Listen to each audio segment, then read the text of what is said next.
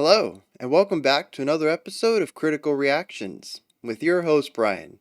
This is going to be the penultimate episode for this week's theme of vocal harmonies. We've got today and then tomorrow, and we're going to be looking at a person. I think I've been confused before with bands that are named after a person, sometimes not even a real person. But we're looking at Jonathan Hultén today. The song is called The Mountain from Chants From Another Place. Oh, it looks like that's the album. And yeah, let's dive in and see what's going on.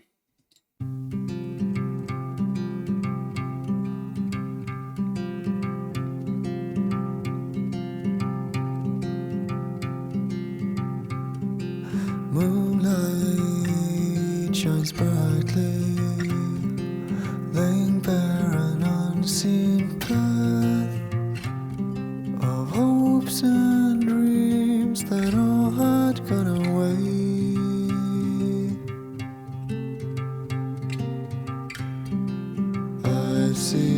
I feel this in 3, but I can count it in 4. So I'm curious what the intended one is.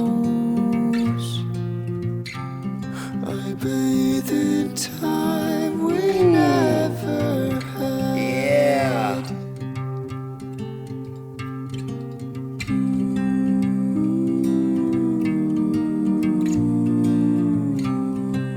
Walking up the mountain into the big red sun.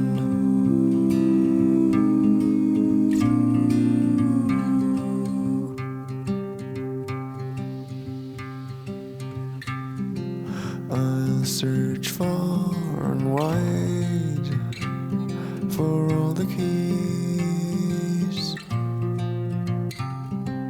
to my spirit's love for fire. Interesting inflection there. There's a lot of softness to vowels, and he really went to that on the fire. Climbing up the mountain, the secrets of the sun. Dude, I love these dyad progressions. They are gorgeous.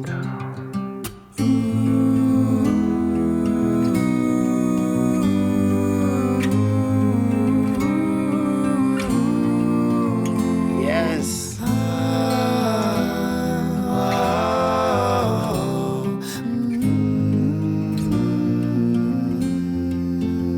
There's a lot of peacefulness.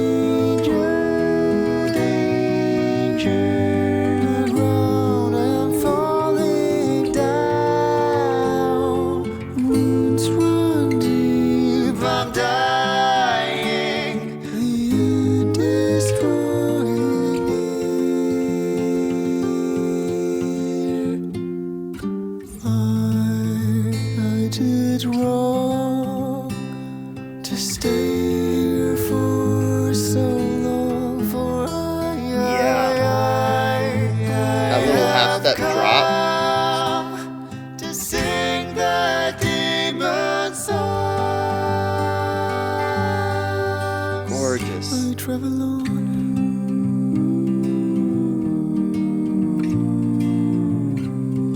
Standing on the mountain within the blood-red sun.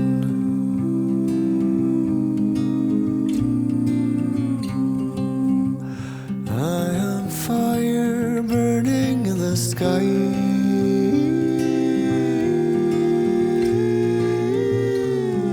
Standing on the mountain within the blood-red sun.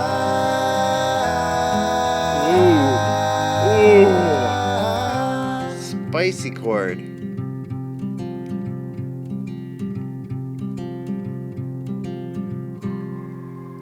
Is that it? Man, he saved that chord for the last. That made that resolution so good. Just introducing a ton of instability in that second to last chord, I think it was. It might have been the third to last chord. And just really digging into that instability by incorporating a note that was outside of the key signature, I believe.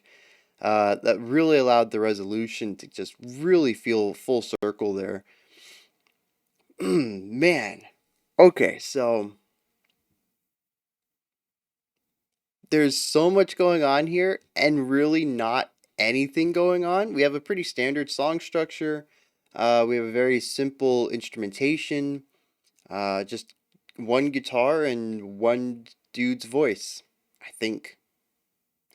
Um, yeah, pretty sure that's it.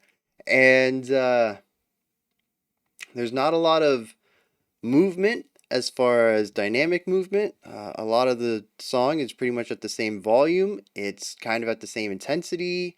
Even when we talk about range, aside from a couple of harmonies that kind of go up a bit or go down a bit, the main melody line is rather static in its range, probably about an octave tops.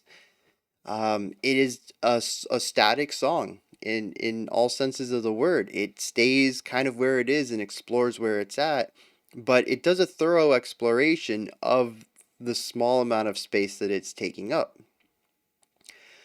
We see quite a few different uh, atmospheres, or not necessarily. The atmosphere is pretty much the same throughout. It's very vulnerable, very isolated, very pensive. But maybe it's the emotional aspect I want to dig into that I think Jonathan does a good job of exploring multiple areas of. Um, but first, we got to talk about those vocal harmonies. Before we get into anything else, I mean, this is just. Yeah, this is good. So in the past, well, the past three songs we've checked out, the vocal harmonies have all been primary melodies that have been harmonized for the most part. I think, yeah, yeah. So we haven't really seen anything like this where it takes on almost. I mean, if we remove the guitar part, a lot of these sections would actually stand up very well as acapellas because we have a foundational element, which is the dyads and triads that we hear in the harmonies, and then our lead line. And sometimes the lead vocal kind of interweaves between being its own melody and, playing off of and within what the underlying foundational vocals are doing with the chords. So we saw that a couple of times too. So I really like this element where the harmony isn't just a harmonized, or yeah, the harmonized part isn't just the melody. The harmonized part actually exists for the most part outside of the melody and is a secondary element to the song. It provides the foundation, the chord structure. It sits in that baseline support section rather than simply providing harmony for what is going to catch most people's ears, which is the lead melody, what's being spotlit. So I really enjoy that. When I tend to think of vocal harmonies, uh, you know, typically harmonizing the melody is going to be the first thing that comes to mind just because one, it's prominent, and two, it's in the spotlight. So I'm immediately going to be drawn to it. But I absolutely love songs like this. And if I could have contributed a, actually, you know what? I'll make a YouTube community post about it. Uh, what I would have picked if I were on the other side of the camera and I was suggesting songs for the week. It's an a cappella track, I'm pretty sure, but it does a lot of this where we use harmonizing vocals in the background to create a foundational layer for a melody vocal line. Really beautiful stuff. And yeah. Anyways, back to Jonathan. Got sidetracked a bit. Um, so yeah, this is the first time we're seeing it this week. I kind of hope to hear more of this, but I also understand that this kind of borders on choir work. It takes a lot of voices to put this together, and it just logistically tends to make more sense, especially what we listen to, rock and metal, primarily on the channel, to harmonize lead melodies rather than to provide harmonized backing vocals. So yeah, I'm really glad we got some of this on the channel this week because this is just beautiful stuff. Um, So let's dive into the emotion, the atmosphere of this work, because I feel like that's going to be the big the big takeaway here. Because like I said, musically, there's really not a lot going on. There's a couple of interesting things going on with the guitar, but I mean, really, it's bullet points. Nothing to really go in depth on. Um, and then maybe touch on chord progression, which I kind of already did there at the end of the reaction. So yeah, I think this is going to be really the primary analytical section is diving into the atmospheres that are being explored here. And when the song started, I kind of got the idea, it starts off very solitary. We have the acoustic guitar and a solo vocal comes in, and that's it. And that's pretty much the whole song, too.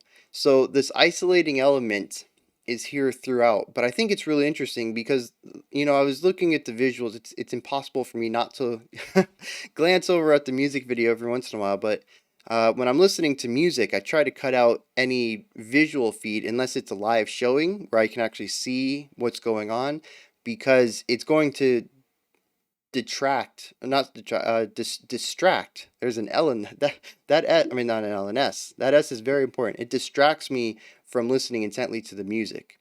I don't know if it's because I get lazy. I'm looking at things being played, so my ears are like, oh, I don't gotta listen so hard. I can, look for cues. I don't know. But when I look at stuff, I don't listen as intently. But I did glance over every once in a while, and there was that middle section where there was we had the black figure, and then we had the red figure. And this was actually the part where I think the vocal harmonies began to become increasingly present.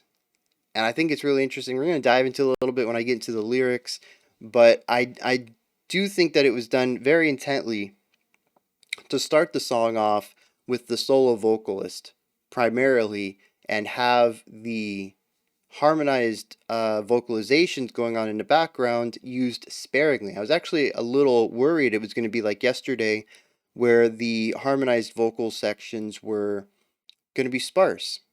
In the first minute or so, maybe minute and a half, we only had 8 notes, maybe tops, that were harmonized. Everything else was solo vocalist. So we start off with this very isolating, vulnerable style, atmosphere.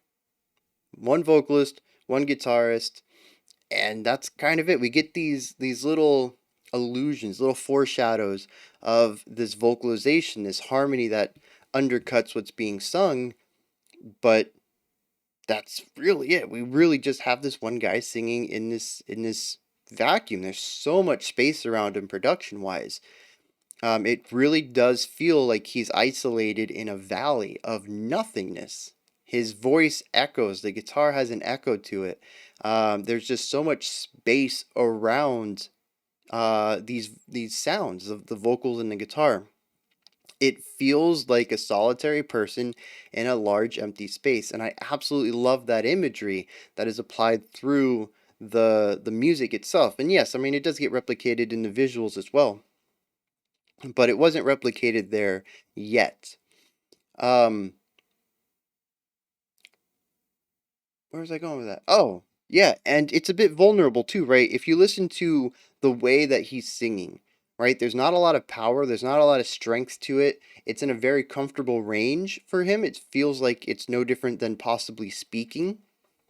He doesn't seem to be pushing himself to be hitting any of these notes, and that element lends itself to feel almost like a musicalization of inner thoughts, right? This is somebody sort of talking to themselves in their mind, and that's kind of what I'm getting at with this the intro.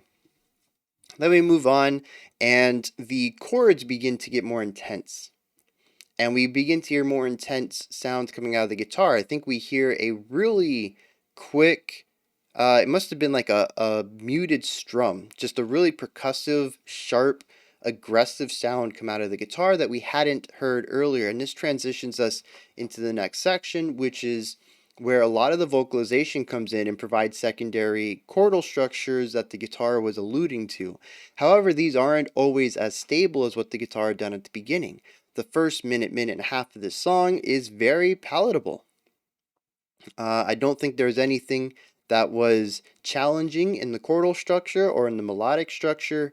It was just a very sorrowful, pensive, thoughtful kind of atmosphere, but the chords that were chosen, the melody that was chosen to play on top of the chords, would have fit well into a pop ballad. I don't think there's anything challenging to any of that.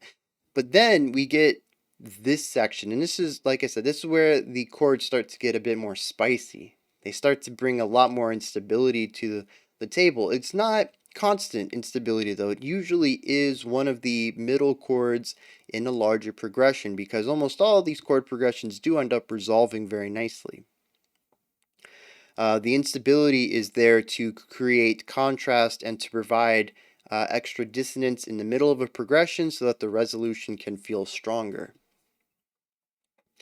And this leads us to the outro, which I think was not atmospherically much different from this middle section. Actually, for all I know, it could be the same idea. We could have had the intro, which would be section 1, and then section 2. It was only a 4-minute song, and I already said the first section was like 1.5 to 2 minutes. So that's half the song right there. It really could have just been this 2-section song.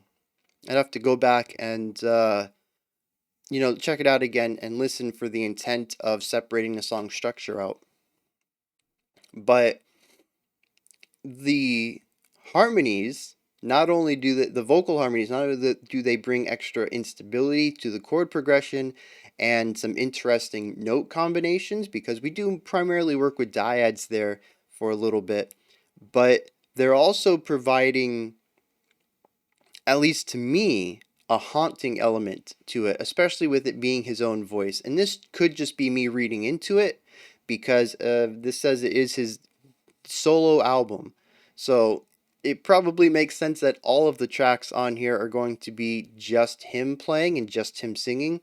So it probably might not have, well, I'm not going to say probably, it might not have been an intentional decision to just use his voice for these to give it that extra haunting ability or haunting atmosphere. But that's what I'm getting out of it. Like I said, I kind of interpret this to be thoughts within his mind and having all these extra voices, doing these oohs and ahs, and he has not a strict rigidness to his rhythmic structure in his vocalization. I mean, in his lyrics, but it definitely doesn't have the slurred effect that's going on in all of the vocalized chords underneath it. There is this constant sliding effect that is going on between all of these notes. There's very rarely any harsh or even any notion of an attack in these chord progressions. We usually get the attack on the first note, and then everything just kind of slides together throughout. It's more of this metamorphosis kind of sound rather than more of a strict delineation between these chords. We can also add on to that the notes don't always change at the same time, which kind of adds to this metamorphosis idea that one note, primarily what I had noticed was that the lower note in the dyad would change every bar, so we'd have whole notes, but the higher note in the dyad, or when we got to the triads at the end, the middle notes, sometimes the first one would be a whole note. The second note would actually be 2 tied whole notes. So it would take up the second and third bar, and then it would resolve on the fourth. And we also saw a lot of half note drops in here, and a lot of those really, it's not something intrinsic to a half step, but half steps are the smallest movement that we have in the Western music. It is the distance between 2 notes on a keyboard, whether it's 2 white notes like E and F, or a white and a black note like when we have F and F sharp. So having these 2 notes back to back, depending on the scale, is going to create a lot of instability because they're so closely related. And you can definitely see in here that Jonathan chooses when to make these half-step drops or rises in some cases, to really dig into some instability that allows the chord progression to feel dissonant, to feel tense before we end up going to the resolving chord at the end of it that brings the resolution up and makes it feel better, it resolves the tension. And I think it's really interesting to hear how there might be some wider movement on the lower notes, but on the top note in these dyads, they tend to have smaller gaps between the notes, which combined with the larger gaps on the bottom is allowing, first of all, interesting spacing between the dyads. That's how we're going to get those really interesting and different flavors when the two notes are played together. Some dyads sound really great together, some kind of sound spicy, some kind of sound tense, some kind of sound haunting. It's because of the distance between the notes. So if they're moving at different paces and they're moving at different speeds, the distance between them is going to be different from dyad to dyad. We're going to get some really nice contrasting elements throughout. So yeah, just really great use of the chordal stuff. Um, and the last thing I want to talk about before we dive into the lyrics, there was that one section where, I mentioned that sometimes the melody was dipping in and out of being its isolated melody line and playing around with the vocalization, the harmonized vocalizations. And we saw that close to the end, maybe like the 2 minute mark, 2:15, maybe 2.5 even. But we had the vocalized dyads on the bottom, and then we had a vocalized melody line on the top. And it was sort of doing its own thing, but it was dipping in and out of moving with this dyad. So it was actually creating momentary elements of what felt like a unified triad, but it would also kind of get out of sync and go with its own flow for a little bit before arriving back at whatever rhythmic structure the dyads were working at and giving us these really strong 3 note chords or triads. Oh, yeah, yeah. I don't think I've mentioned. A dyad is just 2 notes, right? And a triad is 3 notes. Nothing special there. I'm just. Sometimes I forget that I need to clarify when I use some more musical terms, just in case there's anybody new watching that haven't heard it described or defined before. So yeah, I really love how he kind of subverted that, where we had the foundational vocalizations and then the lead vocal on top, and then allowed the two to kind of intertwine and become the same and also not, working together and working in support of each other for that. I don't know, is that like 8 bars maybe? Really enjoyed that. So yeah, I think that's about all I can talk about musically that I'm remembering. So I guess I'm going to dive into the lyrics now and see what's up. All right, so yeah, this kind of lines up a little bit with some of that haunting element I was talking about. The song seems to be about loss and possible hope for the future, which works perfectly with that the ending. So I already talked about how he went even more dissonant in that final chordal progression before having that resolution, and I said that that final resolution felt more definitive, felt more resolved. It was a larger resolution because we had more dissonance and more instability within the progression itself than we had seen prior. We had that super spicy chord, and it really brought about more tension than we had seen elsewhere in the film, but it resolves nicely, which makes it feel, at least to me, more of a brighter resolution, more finality to it than we had seen in the other places of this song. And I kind of get that idea here, where possibly at the end of the song, this is where the hope for the future comes in. It says that it tells the tale of a soul in distress, goes forth on a journey and faces death, transformation, and rebirth, is accompanied by a stunning, emotive animated video. So yeah, it doesn't really fit into my ideas of a person lost in their thoughts and kind of being pensive about it, being thoughtful. but it does touch on the melancholy I had described. So my the musical journey it took me on is similar to what it seems like Jonathan's intent was, although the imagery, the details, was a completely different journey for me. But I do think it's interesting there that it says that this is a bit off topic here, but it says the music video was animated by Jonathan himself, taking visual inspiration from the likes of Tolkien, Tove Jansson, and Aubrey Beardsley. Interestingly, to me, it reminds me of the artwork from the indie game Journey. And I wonder if it's possible that the art team from that game company was also inspired by some of these people. I don't know. I'm kind of curious about that now because it seems really close. I love the art style in the video, especially in the first. I guess the comparison I'm making to Journey is more about in the first half, when it looked more like wall paintings rather than the crudely sketched, not crudely, the monochrome sketchings that we saw starting about the middle after the person had fallen off the cliff, I think. But yeah, there's some really interesting imagery going on in here. A lot of ideas of walking up a mountain, climbing a mountain, and the sun.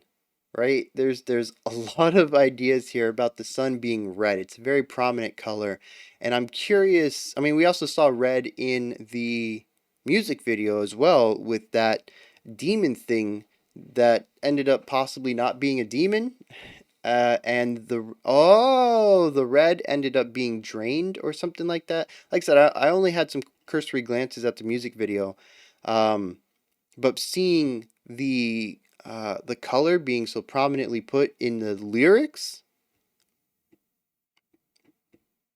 like I'm serious. Red is the only color that shows up in the lyrics, and it pops up 3 times, always referring to the sun while standing on the mountain. Oh, and it even ends with "I am fire burning in the sky." That's interesting. Um, oh, the bridge does talk about demon songs though. Yeah, there's some interesting things. Anyways, I don't remember where I was going with that now. The red really got me.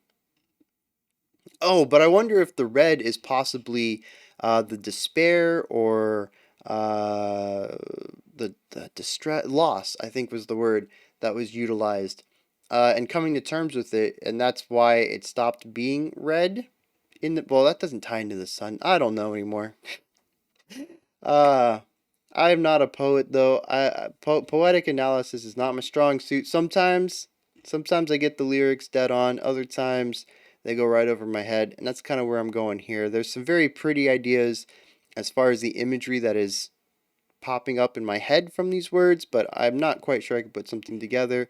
So I'm gonna ask all of you if you could, if you know what's going on here, if you have a great way to tie the lyrics to the music or even the music video, go ahead and drop me a comment and let me know. I'm always willing to be educated as well, and to kind of get a new perspective on things that possibly, I don't have a strong grasp on. I'm not perfect, all right? I'm bringing my side to the story, my side to the discussion. I'm always open to reading about other people's side, and we bring them together and have a greater understanding of the song. You can also leave all sorts of other comments, whatever you want to leave down there. Just go ahead and type it and hit the send button. I read every comment. I promise. It's a time-consuming endeavor, but I do it. Um, if you go to the description box, there's a link in there for Linktree. It'll take you to this joint right here. It has everything related to the channel in it. You can support the channel through Patreon. You can submit special selections. You can follow me on Twitter. You can pick up some merch. You can join the Discord community. There's a ton of stuff in there. Go ahead and check it out. Above the description box, if you could, like, subscribe, and ring the bell. All right, that wraps it up for this one. In 9 seconds, we're going to be checking out our special selection. It's from a band called Bethlehem. It's some black metal. I think, if I remember the description correctly, so if that sounds interesting, go ahead and check that out. In fact, it's now. It's going on right now. It is available to watch as of 10 seconds ago. Otherwise, as usual, I'll be back tomorrow, 5 p.m. Eastern Standard Time, 10 p.m. UTC. As usual, we're going to finish off our Vocal Harmonies week, and we're going to be looking at a creator request, which is always a phenomenal resource for finding new music. Last week, we listened to an upcoming band called Velja. I think they only had like 3,000 subscribers on their YouTube channel. Small group, ended up buying their whole discography. It was just amazing stuff. I love what they're doing. So if you want to have an eye on the music that's coming up next, up and coming bands who haven't quite made it yet but are doing fantastic, Creator Request is a fantastic place to learn about that. Otherwise, I'll be back next week, of course, on Monday. Until next time, remember to be critical but not cynical of the music you listen to, and have a fantastic morning, afternoon, or evening whenever you choose to watch my videos.